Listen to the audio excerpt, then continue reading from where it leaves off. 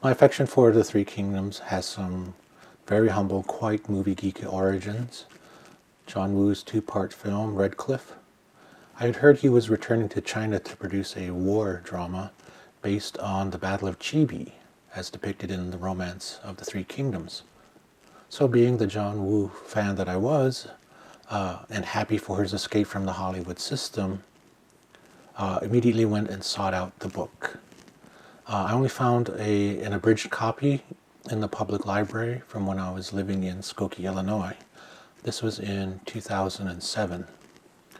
Now I must admit it took me all of the allowable renewals to sort of grasp the story, to sort of sort out who the characters were, and once I finished it, I immediately went and found another edition so I can read it on my own time in a Borders bookstore. Yeah, that's how long ago this was. It was a Borders bookstore. And reading the new edition, it gave me a brand new look at the story.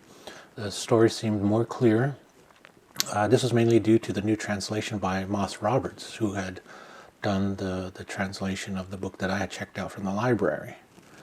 I was in for a surprise, though, in just how long and dense the actual and complete story really is. In the intervening years, while I awaited the final production of Red Cliff to hit the US screens, I read the book Three Kingdoms a total of 7 times, which included several differing editions of the Moss Roberts translations. And I have read it many more times since Red Cliff was released in 2008. I am now reading it yet again. What I typically do is when I finish an edition is that I pick up another edition of the book, or I just simply turn to page 1 and begin reading it again. Everyone who knows me has never not seen me without the book, or carrying the book, or reading the book. Before we get into my reviews of the varying editions, I thought we should delve a little bit into the history of the book itself. Please note that I am not a literary expert. I will be providing a brief or really simplified history of the Three Kingdoms novel. And that is mostly based on Moss Roberts' Afterwords in his book and by my shallow searches on Wikipedia. Of course, sprinkled with a heavy dose of my own perceptions. So let's begin.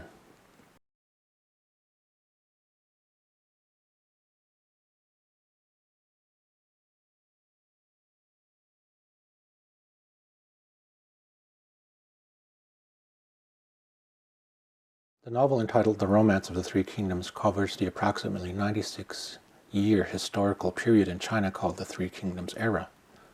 This saw the Han Dynasty split into the 3 dynasties of Wei, Wu, and Shu Han that some historians state began with the Yellow Turban Rebellion about 180 AD, with the era ending in 280 AD depending on the history you are following.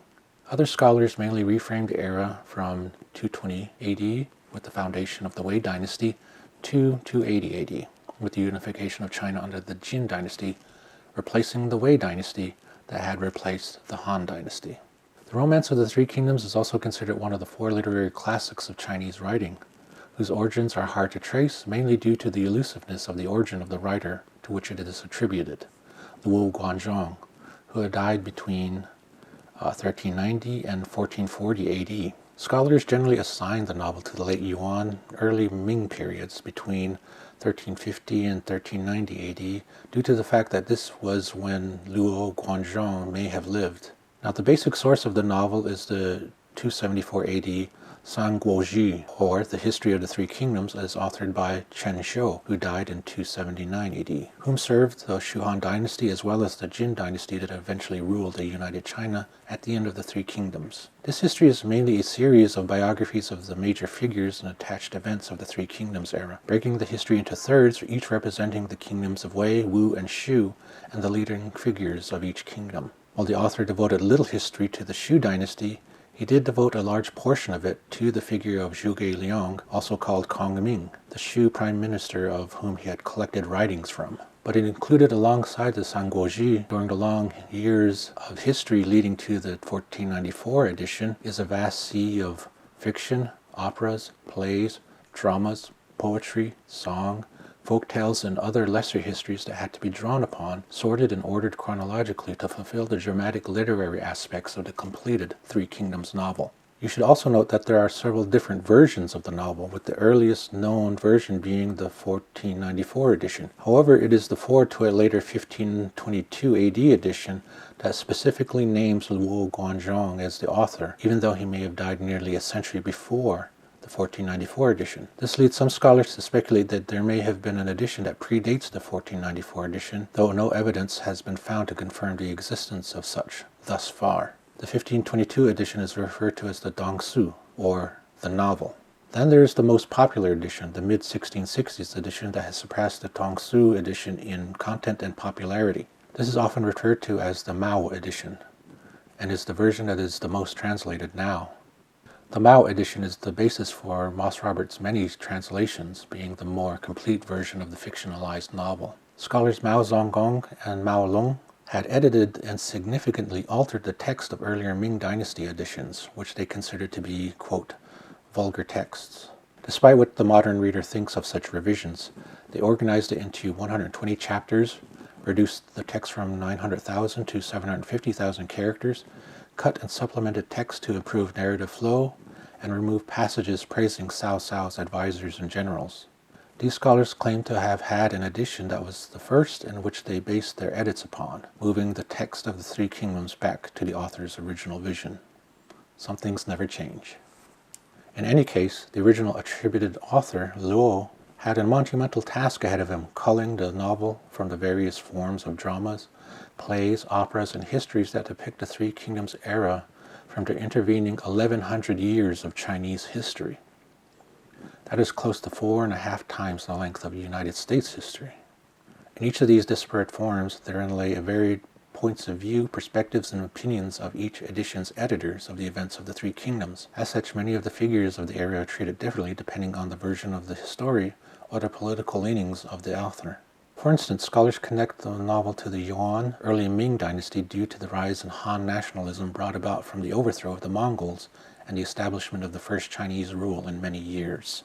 But the surviving viewpoint is of the legitimacy of the reign of Liu Bei. Even though the history's author, Chen Shou, was a scholar of the Wei dynasty that replaced the Han dynasty, the legitimacy of Wei's establishment is lost due to the tacit support of Liu Bei that the novel confers. Such is the effect of politics on art.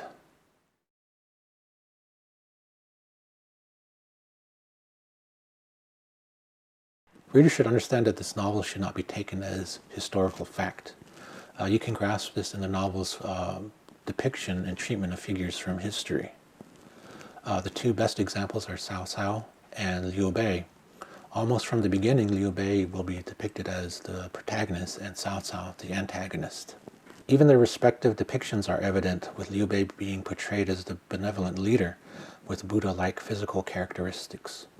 Indeed, Liu Bei is introduced early on in the first chapter, immediately following the author setting the scene within the emperor's corrupt court, as a way of tying Liu Bei to royalty, as well as possibly setting him up to succeed the throne to restabilize the kingdom. Cao Cao, on the other hand, is depicted as the novel's primary villain, introduced later in the first chapter, long after the heroic exploits of Liu Bei are depicted first. Cao is treacherous and plotting and will stop at nothing to conquer the land. Even his childhood is depicted as one as scheming.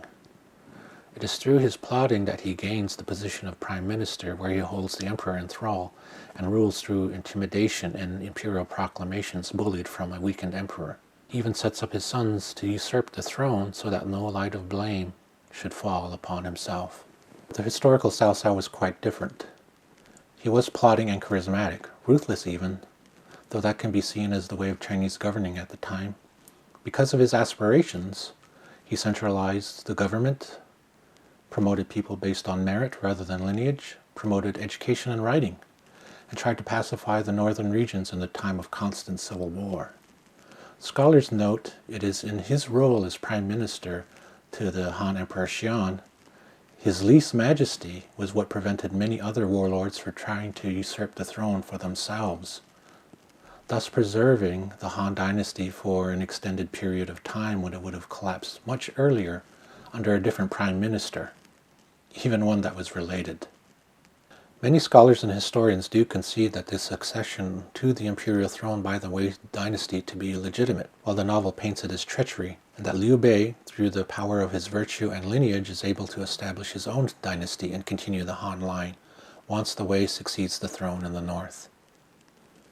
Liu Bei is portrayed in this light because of the novel's overall promotion of the concept of Yi, a cultural concept of righteousness and duty, which includes such traits as honor, benevolence, and selflessness. Liu Bei was also a follower of legalism. As I understand it, so correct me if I'm wrong, is the philosophical idea that without strict adherence to the law, citizens would be prone to wrongdoing. The strict measure of upholding the law then becomes the way of governing. This leads to the buildup of bureaucracy within the government. Zhuge Liang was also a strict follower of legalism, and this is shown in how he metes out punishments, including beheading a friend for failing to hold an intersection, and his own demotion from prime minister for his consistent failures of warfare against the Wei. The character, not the historical figure, of Liu Bei was written to encompass these characteristics due to his royal heritage, thereby giving him his legitimacy to be enthroned as the Shu Han emperor later on. His ascension to the status of emperor, therefore, is not seen as usurpation, but as a righteous duty to continue the Han line. Historically, he was a man whose ambitions matched Cao Cao's. Yet his humble origins belied a charismatic man, able to induce many to follow him despite not having large support. It was his connection to the royal family that induced many to conclude that to support Liu Bei was also to support the Han dynasty. Thus Liu Bei was able to build a groundswell of support from virtually nothing. Also noting that in the novel, his two oath brothers, Zhang Fei and Guan Yu, were men of common origin, creating a deeper connection to the common people that helped Liu Bei rise in prominence quickly. The dramatized differences between Cao Cao and Liu Bei are the primary narrative force and ethical center of the novel, and both are given the more complete characterizations than other leaders. The eventual leader of the Wu, Sun Quan, is depicted as a young and inexperienced leader, heavily dependent on his ministers Zhou Yu and Lu Su for guidance. It is also his later self-declaration as Emperor of Wu that betrays the Shu-Wu alliance, making him the antagonist once Cao Cao passes away. Indeed, the whole narrative shifts from Liu Bei's campaign against the Wei and re-establishing the Han to his war on Wu for the death of his oath brothers. The opinions of the other characters are left to us readers to determine for ourselves. For example, during the preparation for the Battle of Red Cliff, the Southland comes off seemingly very easily tricked and constantly outsmarted by Zhuge Liang. Though historically the Sun clan of Wu was the first to establish a major patrimony under Sun Jian, introduced in the novel in the second chapter, and later his sons Sun Ce and Sun Quan in the south at a time of civil wars before the Three Kingdoms era. However, only the Southland general Lu Xun seems to have escaped characterizations of the novel, being the only character of the Southland to directly defeat Liu Bei's vast army and Zhuge Liang's tactic. The reason for this vast turnaround in the characterization of Lu Xun is lost on scholars, I think, and I won't even hazard a guess beyond the need to create drama for the later battle of Yiling, where the Southland defeats Liu Bei's vast army using Zhuge Liang's primary tactical weapon of fire, burning out Liu Bei's vast camps. In the novel, this defeat is so devastating that Liu Bei eventually dies from heartbreak because of it. Scholars and readers see a clear correlation between the concept of Yi being violated by Liu Bei in his quest for revenge, rather than righting the empire. He attacked the Southland after they defeated and killed his oath brother Guan Yu, making his personal matter more important than his duty to the Han kingdom. Thus the heavenly blessing abandoned him when he put his personal matters over the matters of the empire, as Yi would dictate. While many readers will think his personal integrity towards his brothers is paramount to his character, that the oath matters more than duty, brothers over whatever, yet looking at it from the perspective of several readings, I see Liu Bei as another fallible character and leader, not beyond making the wrong choice, a petty choice even, but the author allows Liu Bei to see his wrong upon his deathbed, giving him some of his integrity back. Such is the favor shown the Shu Han characters. The characters of history are not the only to suffer changes for the purposes of drama that the novel uses. The Battle of Chibi itself is an interesting incident of rewriting history. The novel depicts it as a quick lightning strike due to the combined strategies of Zhuge Liang and the Southland general Zhou Yu. Liu Bei's contingent without a firm land to hold needed to ally with the Sun clan of the Wu Southlands to hold off Cao Cao's advancement against him. While preparing for the battle to come, the novel tells of plots to kill Kong Ming from the Wu faction, again to showcase the moral superiority of the Shu Liu faction. Historical records hold a very different account of the Battle of Chibi. I found an interesting CCTV documentary where archaeologists studied the site and other historical records. Instead of a quick lightning battle using the precise timing of southeasterly winds, a defection ploy, and fireboats, the battle in actuality was a series of skirmishes that happened continually over the course of a month, with the central strategy being Zhou Yu's plan, not Zhuge's, of using fireboats and winds to disrupt Wei's larger forces. When Cao Cao eventually does retreat, many see it as a victory for Zhou Yu, and yet in the novel it is mostly due to Zhuge Liang's skills. However, the real Shu Wu victory goes to nature itself. In a letter written by the historical Cao Cao to Zhou Yu, it is stated he is withdrawing primarily due to the illness among his troops, rather than the prolonged fire attacks. This was proven out by scientists finding fluke worms in the water that the Southerners would have been adjusted to. This happens more often than not in history and in the novel itself, where hostilities just end because supplies run short on both sides, or they can't gain an advantage through arms, or simply because winter has come. Such is the course of drama versus history, and a testament to the power of the novel, where many regard the fictional account of the Battle of Red Cliff to be the true account. Every piece of media on Chibi, including John Woo's Red Cliff, still depicts the battle as a well-timed lightning strike using magic to conjure the winds and fireboats to destroy the fleet. Regardless of how the historical figures and events come off in the telling of these stories, there is still no denying the novel's influence in Asia. The novel itself is over 600 years old, and for it to remain in constant print and popularity is a testament to its storytelling. It is a novel that incorporates mythology, magic, warfare, political intrigue, and historical accounts with deft ease. Moss Roberts states that the DeWitt Taylor translations of Three Kingdoms, which I haven't read yet, wrongfully uses the term romance in its title, sort of separating it from reality, when in fact, history is at the core of its story, despite the liberties that are taken.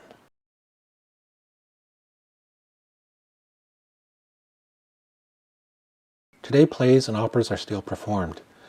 There was a 2010 CCTV series which marked the second adaptation of the novel. More CCTV series are following, telling different tales culled from the Three Kingdoms. The Japanese video game company Koei continues to produce several video games based on the Three Kingdoms stories and characters in their popular Dynasty Warriors series of games. There is a now popular strategy game series, Total War, one based on the Three Kingdoms. There has been a rash of Three Kingdoms movies that have hit the screens. Not only John Woo's two-part epic Red Cliff, but also Daniel Lee's Three Kingdoms, Resurrection of the Dragon, about one character in particular, Zhao Zalong. And there is The Lost Bladesman, starring Donnie Yen as the warrior Guan Yu. This shows no sign of stopping as the popularity of the novel continues to grow. There is even a movie based on the Dynasty Warrior video games that is coming out, and even I had tried to adapt the novel into a screenplay, this based on the Chinese adoptee experience.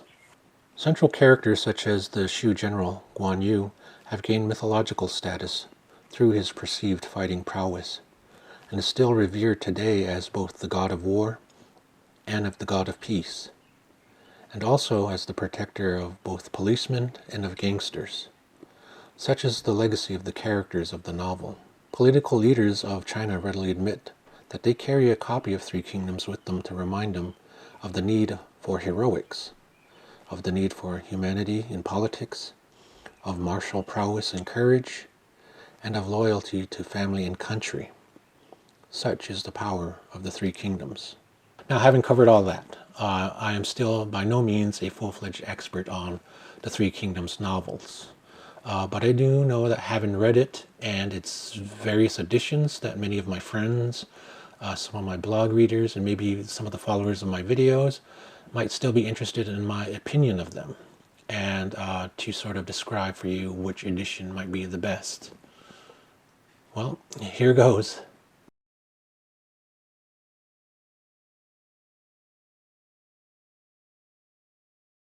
The Dynasty Warriors video game series. I learned of these while waiting for the film to reach US screens.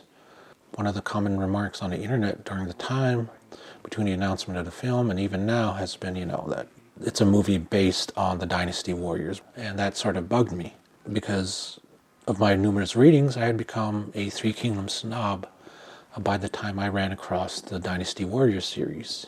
I mean, man, I was a jerk. So when I went home to Wyoming during 2007, my little sister had bought a second-hand PlayStation 2 at a pawn shop and brought it home. She did this for her children.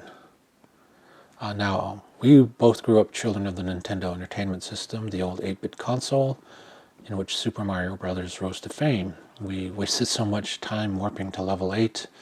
So when the PS2 arrived at that time, it was easy enough for us to get addicted to video game playing again. I played Star Wars Battlefront and SOCOM Navy SEALs 2 until the day I returned to Chicago, wherein as soon as I could afford one, I bought a PS2 for my little girl and myself. And for the longest time, I avoided the Dynasty Warrior games basically on principle. I saw them as an oversimplification of the story, but curiosity got the better of me, and I went and bought Dynasty Warriors 2 and immediately got addicted to playing it, and recognizing the names and the events of the game really added an extra layer to my enjoyment of it. I eventually bought Dynasty Warriors 3, 4, 5, 6, and even 7 for the PlayStation 2, and the game Dynasty Tactics. So suffice to say, I overcame my snobbishness and really learned to enjoy the video games.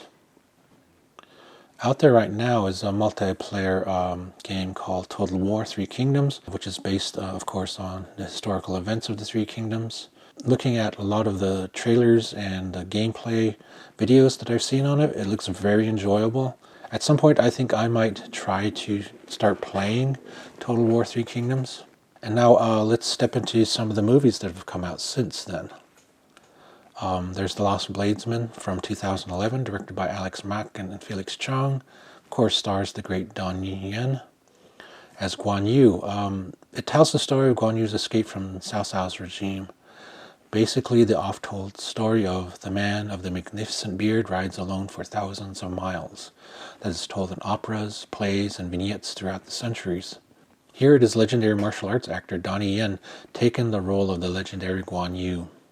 The story is famous. Liu Bei's oath brother Guan Yu, in an effort to protect his honor and that of his sisters-in-law, Liu Bei's wives, that he is entrusted to protect, he opts to serve the army of Cao Cao until he can find a way back to Liu Bei. What most do not understand is that defections and switching sides for survival happen quite a lot throughout history, and even in the Three Kingdoms novel. But this story alters this into one of honor to preserve Guan Yu's character and excuse his serving Cao Cao. Though this film casts Cao Cao in a more positive light, he is cunning and scheming, but it is all for the betterment of society. He even admits that in the course of history, he will happily play the villain.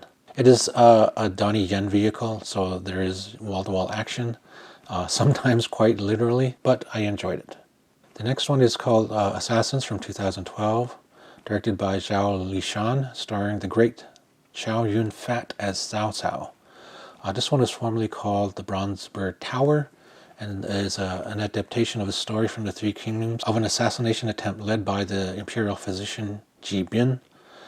Here, the luminous Chow Yun-fat plays Cao Cao, which is a role that I thought that he should have done years and years ago, so just because he's so great at bringing sort of this humanistic touch to all of his characters.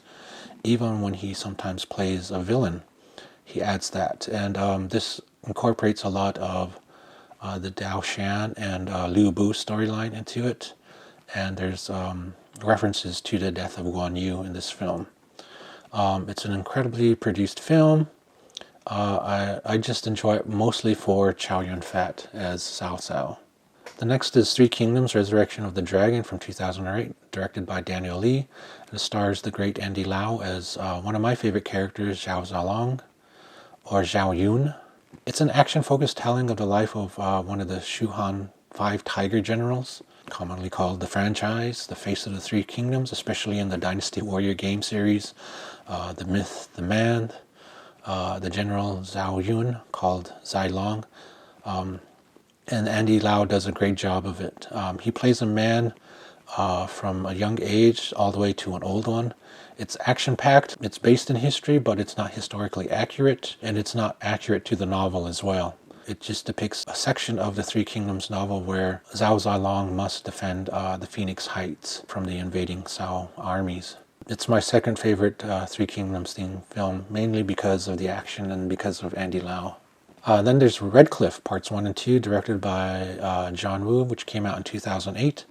Starring Takeshi Kaneshiro as Zhuge Liang, the great Tony Leung as Zhou Yu, and Feng Yi Zhang as Cao Cao. This is a great movie, for me anyway.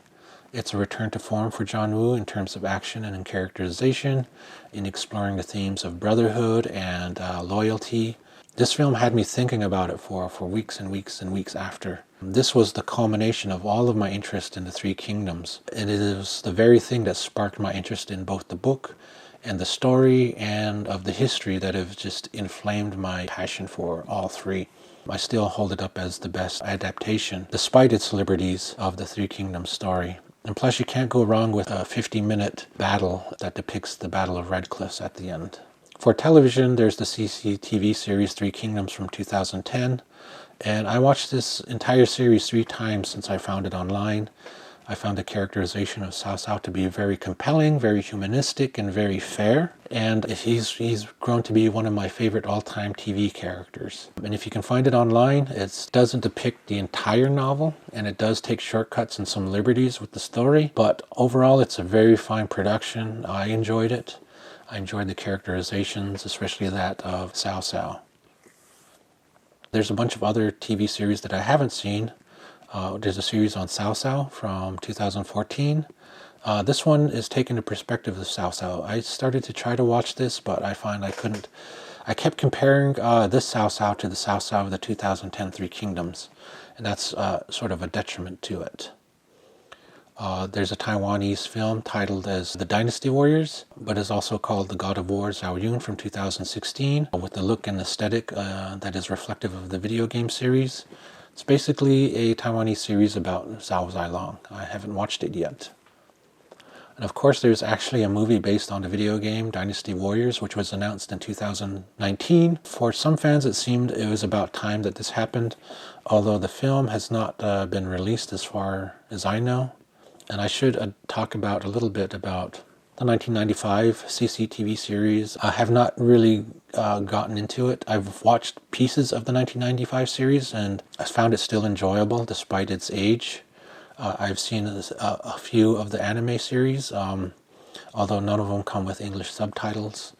And I do have one comic book adaptation, but I have checked several out from the libraries and have enjoyed those. I'll put a link to the Wikipedia page where there are many more listings of adaptations of the Three Kingdoms.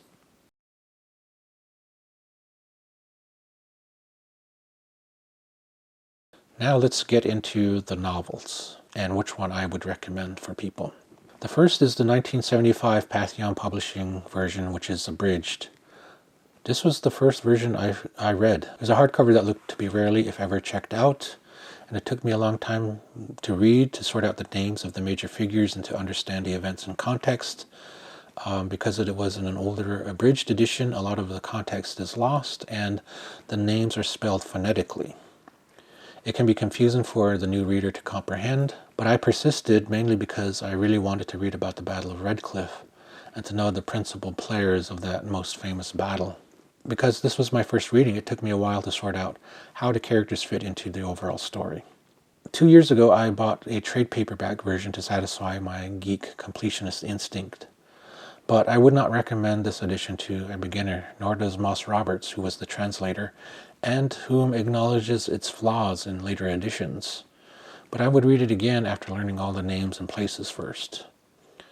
Final verdict, not recommended. Read other newer translations first, then only this one if you want to. There's the 1994 Foreign Language Press, University of California Press, 2-volume updated unabridged version.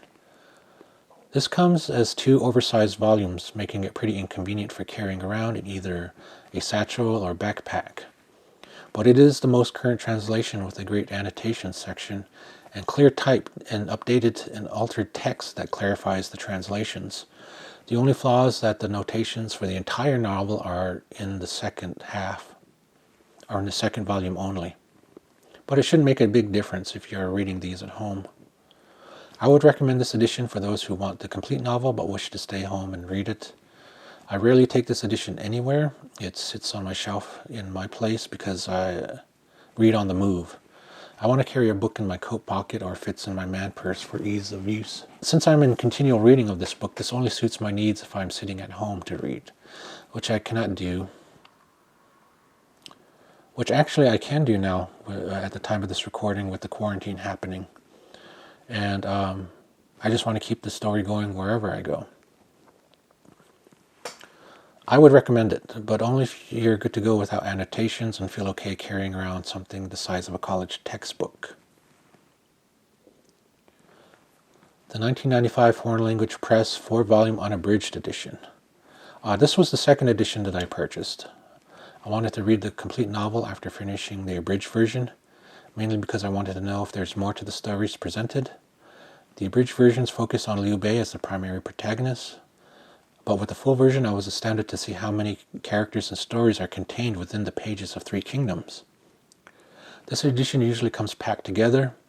Each of the 4 volumes is the size of a small paperback, which makes for easy carrying. My copies are so worn and dog-eared from being jammed into my pockets and man purses over the years, and it has been years now that I reflect on it. It contains the complete notation broken down into every volume, and the last few times I read this through, I referred to the notes throughout, which greatly illuminated my experience of reading the novel. There's a 3-volume hardback edition of this particular translation, but I have yet to purchase it.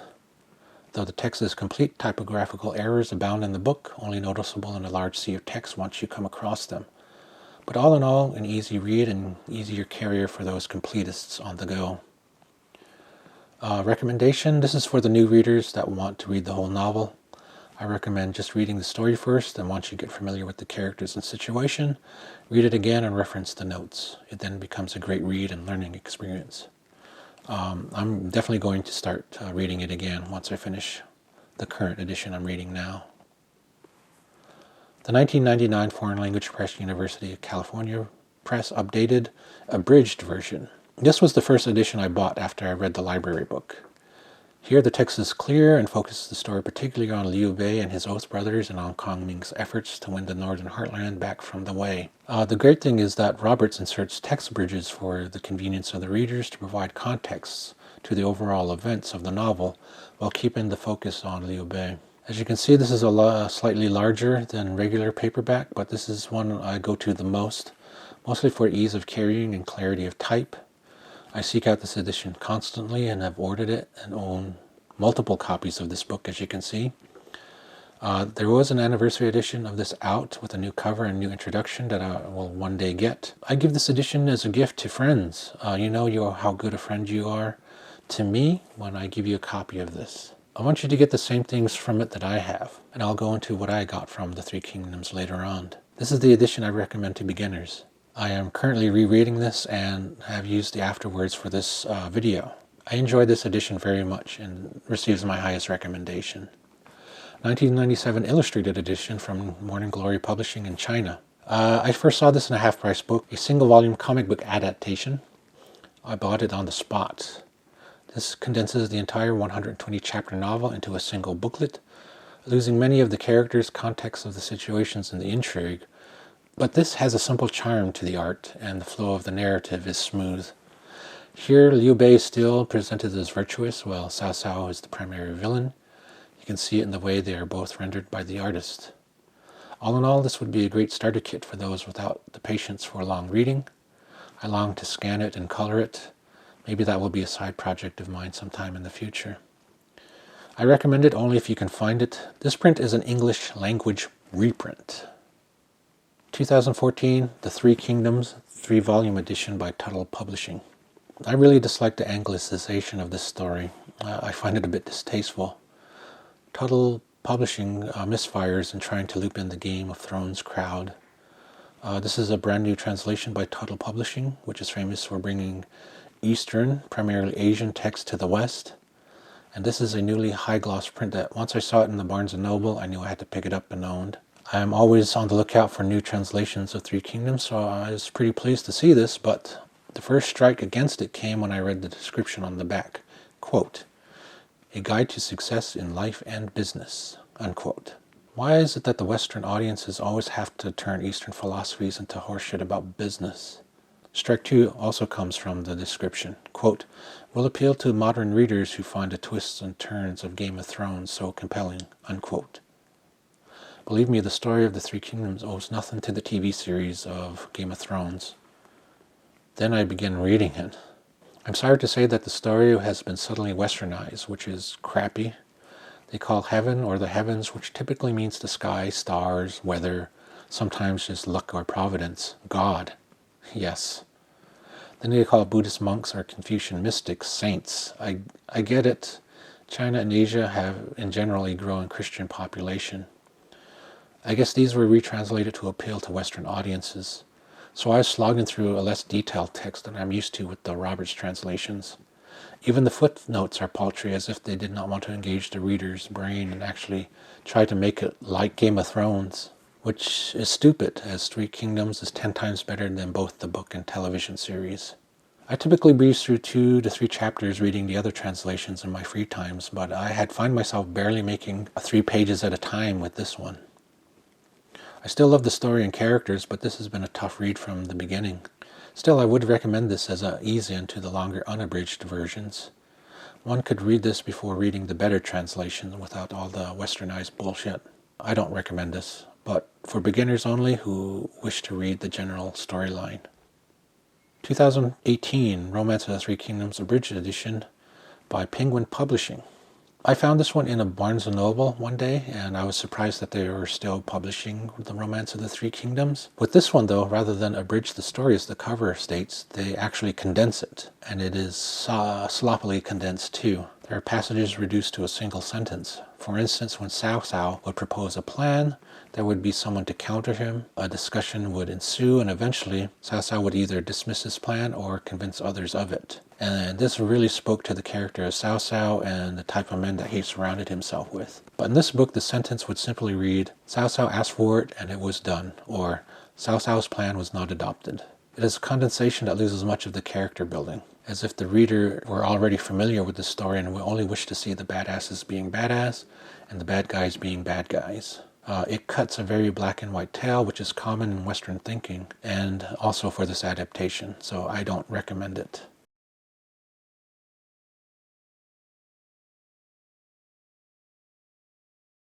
As you can see, I am by no means an expert on the Three Kingdoms novel or history. I am simply a passionate fan of the novel and any of its spin-off media. I'm very aware that the novel does not reflect an actual history, but I just wanted you, the viewer, to have a short, compacted history of the novel and its publishing.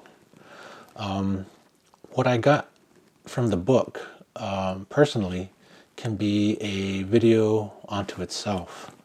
So I'll try to condense down what I've got from it into easy, bite-sized chunks, because it has had such an impact on me in a profound way.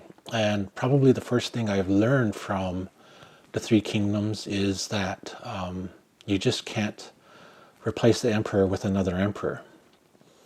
And I see that happening constantly, not only in the United States and in states across the land, but also in small communities, even my hometown of Wind River Reservation, even the Native community here in Chicago. Simply replacing the emperor with another emperor only upholds the status quo that just continues to separate people and is not really a viable solution when you're placing all of this power over many into one person. The second thing I learned is that loyalty is fleeting, unfortunately, even among friends and collaborators.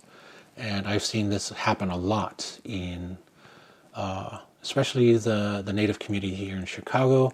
There's a lot of organizations and cliques that are wary of each other, that don't want to work together, and there's people that switch between the organizations. So I know that from reading Three Kingdoms that if a person feels that they're being slighted or not recognized enough for their work, they will move on to somebody who will give them that recognition. Unfortunately, this only leads to the furthering of cliques and other sides to be on. And it has also taught me to try to uplift as many people as possible around you so that they don't feel that way, and sort of instills that loyalty and trust into you again. And that's one of the other things that I learned. Lastly, probably the most important thing I've learned was to try to be a person of integrity.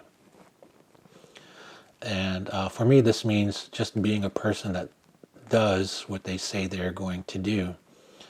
And I see this again constantly happening within the Native communities and the United States at large, where integrity isn't that ideal, that prized a virtue. And that has affected me on a personal level because I strive to stand by principles that I espouse. And I have to be a person of integrity to stand hard by those principles, whether it's running the film festival or in my personal life and beliefs.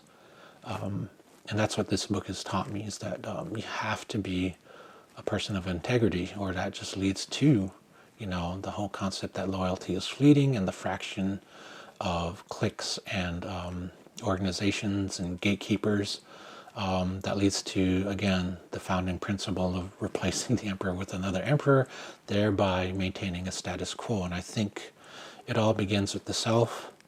And if you bring that to whatever projects or organizations you're working with, that can lead to the breaking of status quos. And I think that is only a good thing. As for the book, I'm constantly on the outlook for other editions and versions of the Three Kingdoms. Whether it's different translations or it's films, graphic novels, or shows. I can't get enough of the story and the characters. Three Kingdoms has also influenced my own writing and my own filmmaking. And as you can see, it's had a large impact on myself as a person of integrity. Different books impact people in different ways. And I know that Three Kingdoms probably will not impact you the way it has impacted me. But I do hope that you enjoy the journey of reading the novel, of discovering the story, no matter what edition that you decide to pick up. Thank you.